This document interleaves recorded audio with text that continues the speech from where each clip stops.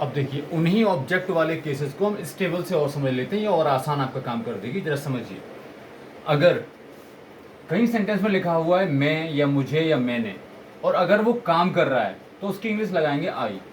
लेकिन अगर इनमें से कोई भी एक शब्द आ रहा है और वो उसमें वो काम नहीं कर रहा है तो लगेगी मी। ठीक है। अगर सब्जेक्ट में लगा है कहीं भी हिंदी में हम, हमें या हमको, और वो काम कर रहा है तो लगेगी वी, और अगर वो काम नहीं कर रहा है तो लगेगी अस। ठीक है। अगर यू है, सब्जेक्ट में कोई है तुम, तुम्हें, तुमको, आप, आपने, आपको, और अगर ये काम कर रहा है तो लगेगी यू, और अगर ये काम नहीं कर रहा है तब भी लगेगी यू, क्योंकि इनकी शक्लें, इनके रूप एक से ही हैं। अगर कहीं सब्जेक्ट में लिखा है उन्हें, उन्होंने, उनको, और वो काम कर रहे हैं तो लगेगा उसकी इंग्लिश दे, और वो काम नहीं करेगा तो लगेगा देम। ठीक है। अगर कोई लड़का है, अकेला है, जिसके बारे में बात कर रहे हैं, तो उसको कहते हैं वह। लिखा है हिंदी में वह, उसने, उसे, और अगर वो काम कर रहा है सब्जेक्ट में तो लगेगा ही, काम नहीं कर रहा है तो लगेगा हिम। इसी तरीके से कोई लड़की है, वो काम कर रही है, अकेली है, तो लड़की के लिए लगेगा शी, और काम नहीं कर रही है तो लगेगा हर। ठीक है। ये आपको याद रखना है, ये काम करने और न करने की वजह से इनके बीच में फर्क है। अब ये क्या चीज है, ये इनको कहते हैं पॉजेसिव केस, इसको कहते हैं ऑब्जेक्टिव केस। ठीक है। तो पॉजेसिव केस का मतलब होता है जब कोई भी इंसान या मैं या आप, जो तीन तरीके के सब्जेक्ट हैं, तीन कैटेगरी के, फर्स्ट क्लास वाले, सेकंड क्लास वाले या थर्ड क्लास वाले, इनमें से कोई भी जब कोई किसी चीज को अपना बताता है, किसी इंसान को अपना बताता है, किसी जानवर को, किसी चीज को, किसी वस्तु को अपना बताए, तो ये वो अपने के लिए कौन सा शब्द इस्तेमाल करेंगे वो लिखा है। जैसे कि मैं अपना बताऊंगा तो मैं मेरा बोलूंगा, बोलूंगा ये मेरी कार है, तब इसमें ये वाले रूप सामने आएंगे, तब इनका इस्तेमाल करना है। ठीक है। My, our, yours, their, his, her. ठीक है। ये वाले रूप सामने आते हैं।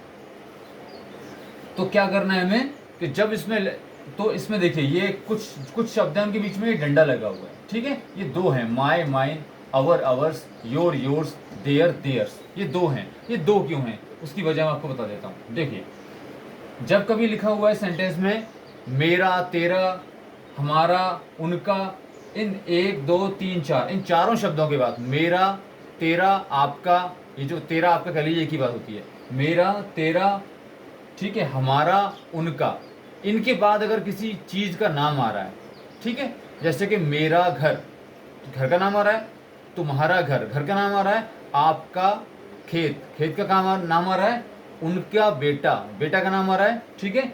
अगर वो नाम आ रहा है तब तो हमें यूज करने हैं ये डंडे से पहले वाले रूप इसके। ठीक है। पहले वाले, इधर वाले।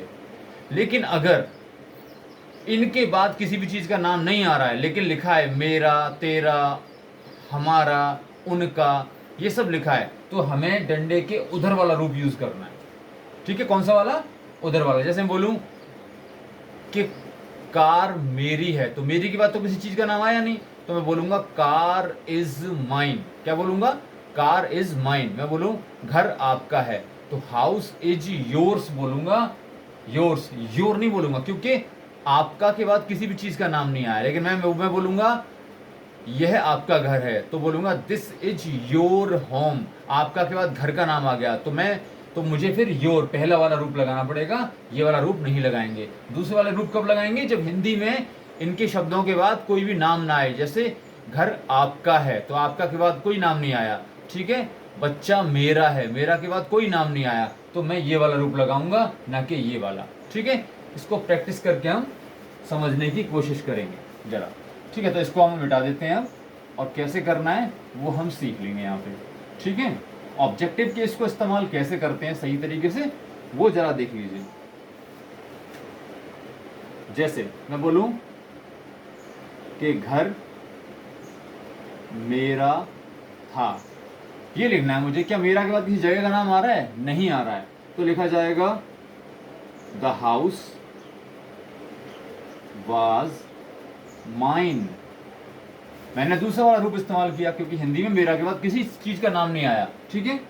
लेकिन अगर मैं लिख दूं यहां पे कि वो घर मेरा है, ये मैंने लिख दिया, तो वो की इंग्लिश आ जाएगी दैट, क्योंकि वो घर मेरे पास नहीं है इसलिए मैं दूर है, वो उसको इशारा करके बता रहा हूं, तो दैट आएगा। दैट हाउस, ठीक है, मेरा है। एक घर है, इज आएगा, काम तो इसमें कोई नहीं हो रहा, मेरा, मेरा के बाद देखिए, मेरा के बाद किस चीज़ का नाम आ रहा है, नहीं आ रहा है, तो क्या लगाएंगे हम, माइन ही लगाएंगे।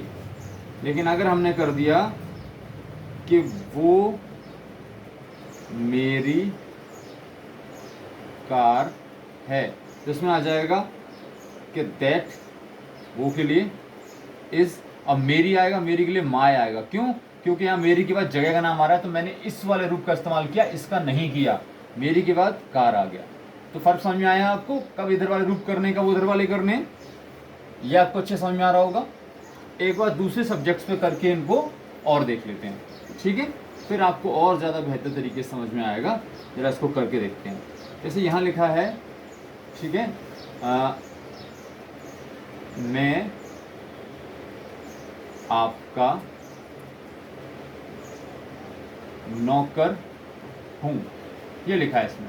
तो आपका के बाद नौकर, चीज़ का नाम आ रहा है, ठीक है, तो लिखेंगे हम आई, क्योंकि ये सब्जेक्ट वाला इसके बारे में बात हो रही है, क्योंकि कौन नौकर बता रहा है अपने आपको, मैं, तो यहाँ आई रूप आएगा, मी तो नहीं आएगा, आई एम, हूँ के लिए लिखा लगाते हैं एम, आई एम, क्या हूँ मैं, नौकर, नौकर के लगाएंगे सर्वेंट, क्या लगाएंगे, servant, I am servant, I am your, हाँ गलत लगा दिया हमने, सर्वेंट नहीं आएगा, क्या आएगा, आपका नौकर, आई एम योर आएगा। देखिए मैंने योर लगाया है, योर्स नहीं लगाया, क्योंकि आपका के बाद यहाँ पे किसी चीज़ का नाम आ रहा है, योर सर्वेंट, ठीक है, ये आ गया।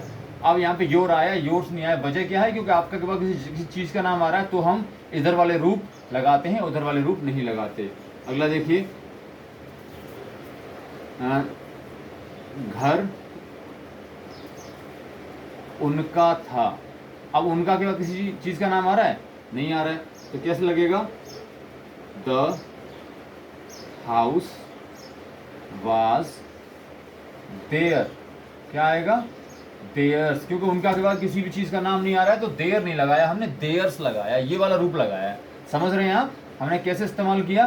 तो ये हमें इस तरीके से इस्तेमाल करने होते हैं, बहुत आसान तरीके से आपको सिखाया है। आप इसकी थोड़ी प्रैक्टिस करेंगे तो आपको ये बहुत जल्दी आ जाएगा।